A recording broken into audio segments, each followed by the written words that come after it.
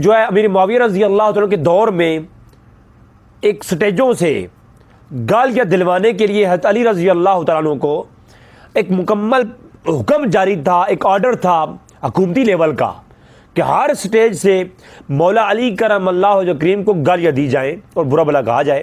یہ امیر معاویہ کی طرف سے ایک حکومتی لیول کا یعنی آرڈر جاری کیا گیا تھا۔ یہ تاثر دینے کے لیے یہ چند ایک حدیثیں لائے ہیں، اور حدیثیں آپ لائن کیا یہ دیکھتے ہیں جی کہ سنن ابو داؤد کی حدیث میں ہے سیدنا عبداللہ بن تابی ظالم تابی رحمۃ اللہ تعالیٰ علیہ، اب عبداللہ بن ظالم کے ساتھ رحمۃ اللہ تعالیٰ علیہ لکھا اور سیدنا لکھا اور بڑا ادب کے ساتھ لکھا ہے، جبکہ انہوں نے انہی کے اندر ہی امام ابن سیرین کو رحمہ اللہ نہیں لکھا اپنے ریسرچ پیپرز کے اندر۔ امام ابن سیرین کے اوپر کو رحمۃ اللہ نہیں کہا اور امام سیرین کو اپنی کلپس کے اندر ان پہ لعنتیں کی ہیں۔ اچھا، اب یہ 42 نمبر جو ان کا نمبر ہے حدیث کا ریسرچ پیپر کے اندر سنن ابو داؤد سے روایت لاتے ہیں اور کہتے ہیں سیدنا عبداللہ ابن تابی بیان کرتے ہیں کہ جب فلاں شخص، یعنی فلاں شخص سے آگے انہوں نے بریکٹ کے اندر لگایا ہے۔ اب اگلی حدیث سن لیں، اسی کے ساتھ اگلی حدیث لکھی سیدنا عبداللہ بن ظالم، اس کا راوی کون ہے؟ عبداللہ بن ظالم ہی ہے، تابعی ہے۔ تو وہ کہتے ہیں جب معاویہ بن سفیان کوفہ میں آیا تو مغیرہ بن شعبہ نے کچھ خطبہ مقرر کر رکھے تھے جو مولا علی پر زبان درازی کر رہے تھے۔ پھر سید سعید بن زید نے میرا ہاتھ پکڑا اور فرمایا اے ظالم شخص، مغیرہ کو دیکھتے ہو تم جو ایک جنتی شخص علی پر لعنت کر رہا ہے؟ علی کا نام نہیں ہے لیکن بریکٹ کے اندر لکھا ہے انہوں نے، ٹھیک ہے۔ اچھا، پھر اسی طرح آگے جو ہے انہوں نے سنن نسائی الکبریٰ کی ایک اور حدیث لائے، اس کے بھی راوی یہی ہے سیدنا عبداللہ بن ظالم، اور وہ کرتے ہیں کہ میں نے سعید بن زید سے سنا کہ ایک ظالم شخص پہ تعجب ہے کہ جو علی پر سب و شتم کر رہا تھا اور انہیں خطبہ مقرر کر رکھے تھے، ٹھیک ہے۔ تو اب جو ہے 3 4 5 حدیث لکھنے کے بعد نیچے کوئی مینشن نہیں کہ کس حدیث کی بات کر رہی ہے، سب کو اکٹھا کر کے لکھ دیا کہ ابو داؤد سنن الکبریٰ اور البانی نے اور زبیر بن زئی نے اور ظہیر صاحب نے اور شیخ ارناؤت نے کہا حدیث صحیح ہون۔ اب حالانکہ میں آگے دکھاؤں گا آپ کو ان حدیثوں میں سے شیخ ارناؤت نے کہا ہے حدیث ضعیف ہے۔ اب میرے صاحب جب پوچھیں گے میرے صاحب کہیں گے جی میں نے تو شیخ نیچے والی روایت کے بارے میں کہا تھا، نیچے والی کو شیخ ارناؤت نے صحیح کہا ہے، اوپر والی جو ہے وہ روایت جو ہے اس کے بارے میں البانی کی کہا تھا کہ البانی نے صحیح کہا ہے۔ حالانکہ ہونا تو یہ چاہیے تھا کہ جہاں اوپر انہوں نے سنن نسائی کی بات ختم ہوئی تو وہاں ہی لکھتے کہ سنن نسائی کا نمبر یہ ہے اور یہ حدیث صحیح ہے یا ضعیف ہے، شیخ ارناؤت نے یہ کہا ہے اور البانی نے اور زبیر بن زئی نے اور یہ کہا ہے، جبکہ بہت ساری حدیثیں لکھ کر کے آخر میں ساری حدیثوں کے نام لکھ دیے اور ان کی کتابوں کے نام لکھ دیے اور ان کی تحکیم پیش کر دی۔ تو یہ بہت بڑا دھوکہ ہے، بہت بڑا فراڈ ہے کہ حالانکہ شیخ شعیب ارناؤت نے اس حدیث کو ضعیف کہا ہے، البانی نے صحیح کہا ہے۔ تو پہلی بات تو یہ ہے البانی اور یہ لوگ آج کے تحکیم کرنے والے محقق ہیں، تو متقدمین کو لیا جائے گا، متاخرین کو نہیں لیا جائے گا۔ تو متقدمین کیا کہتے ہیں وہ میں آپ کے سامنے پیش کرتا ہوں۔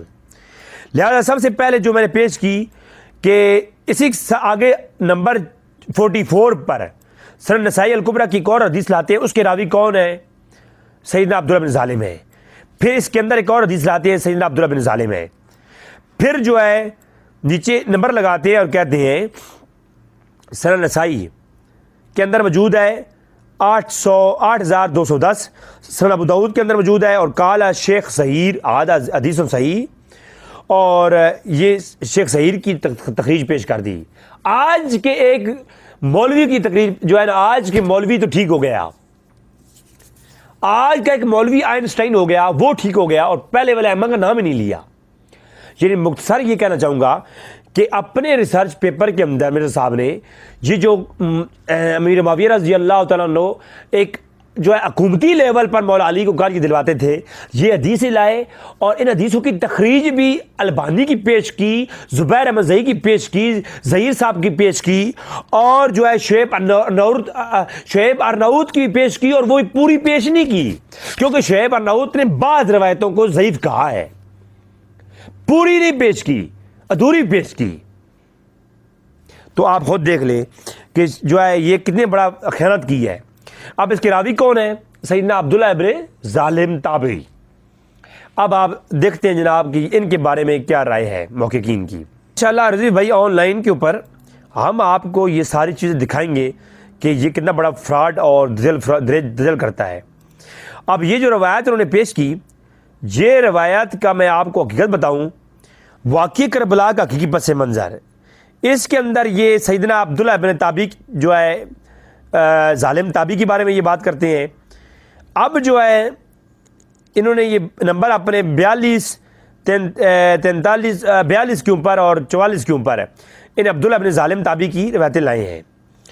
اب سب سے پہلے آپ سامنے دیکھیں، میرے سامنے کتاب ہے، اگر یہ کتاب کسی کو پی ڈی ایف چاہیے ہو تو میں بندہ فقیر حاضر ہوں، یہ پوری کتاب پی ڈی ایف کی صورت میں دے سکتا ہوں، اور اگر نہیں تو آپ مکتبہ شاملہ ڈاؤن لوڈ کریں، ان کے اندر یہ کتابیں اویلیبل ہیں۔ الکامل فی ضعفاء الرجال، تو جو ضعیف راوی رجال ہیں ان کے بارے میں امام احمد بن عبداللہ بن عدی 365 ہجری سن کا سن وفات ہے۔ آپ بہت بڑے موقع گزرے ہیں، آپ ضرور ان کو دیکھیں پڑھیں۔ متوفہ 365 ہجری۔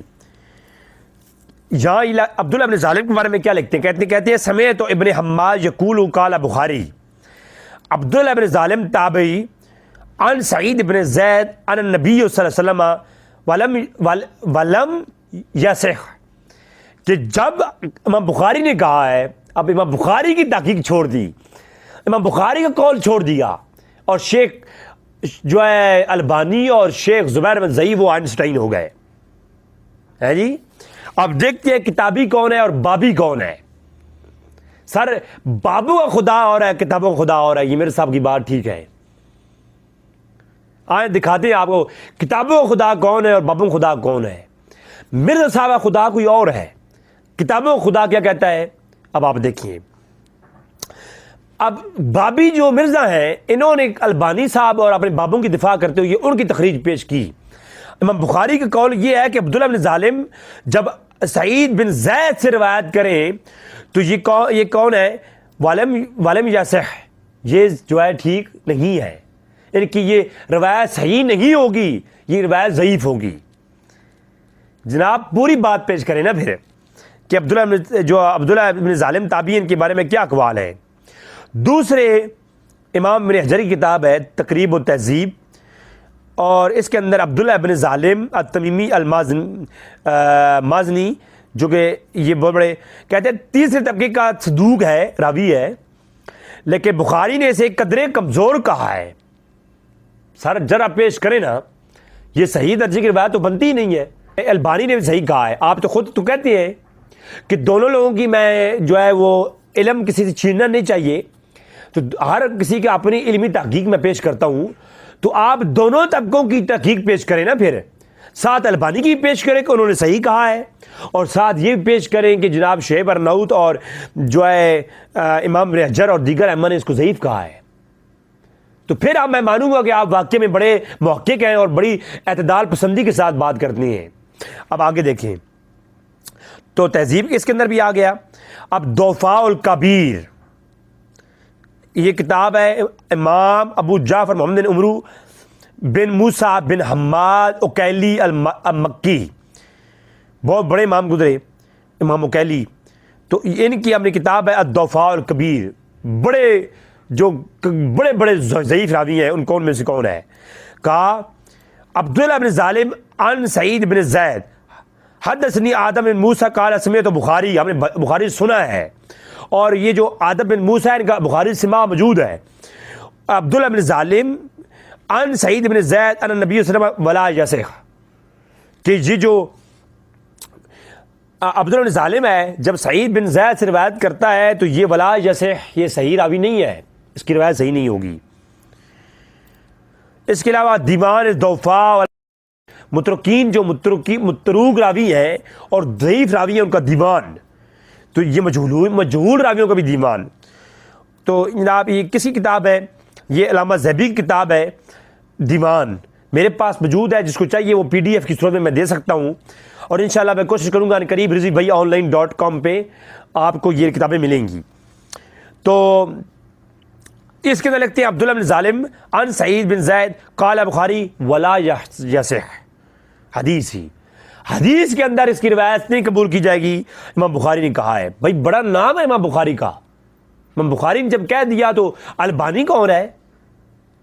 بابوں کو نہ مانے نا، کتابوں کو مانے. امام بخاری ایک بڑا نام ہے جناب. تو امام بخاری نے جناب امام ذہبی نے دیوان کے اندر بھی کہہ دیا المغنی فی الضعفاء، یہ کتاب ہے علامہ ذہبی کی. اس کے اندر عبداللہ بن ظالم کے بارے میں لکھا ہوا ہے، سعید بن زید سے عبداللہ بن ظالم عن سعید بن زید عشرۃ فی الجنہ قال بخاری لم یصح، یہ صحیح نہیں ہے، بخاری نے کہا ہے.